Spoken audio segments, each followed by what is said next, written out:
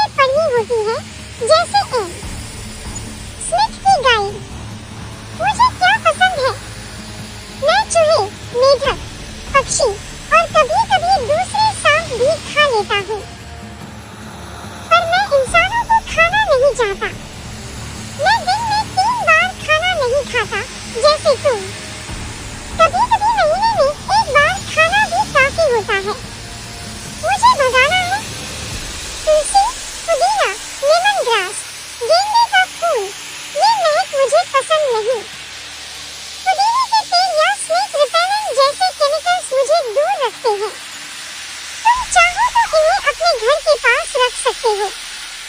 मेरी बात मानो, मैं कोई दुश्मन नहीं, मैं प्रकृति की रचना हूँ, तुम्हारी ही तरह। मैं भी जीना चाहता हूँ अपने दिल में, अपने पेड़ों पर।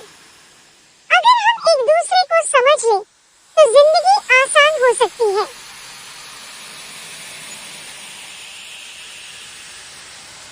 अगर तुम मुझे समझो तो तुम्हें ये समझने में देर नहीं लगेगी कि मैं सिर्फ एक सांप नहीं, एक मिसअंडरस्टूड प्राणी हूँ।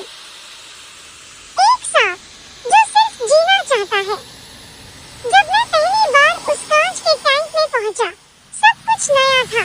दीवारें, खुशबुएं, रोशनी, और सबसे अजीब चीज थी वो इंसान।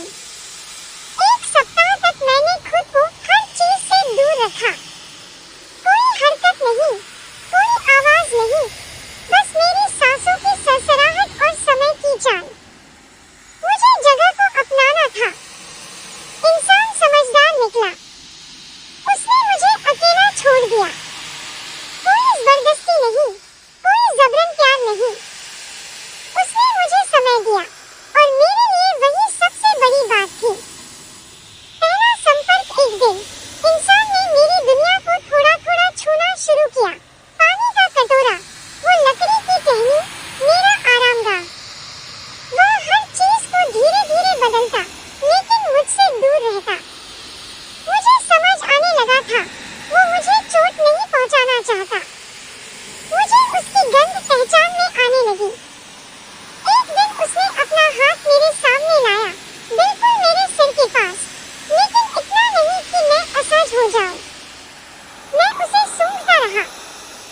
उसका डर मुझसे कम था और यही उसकी ताकत थी।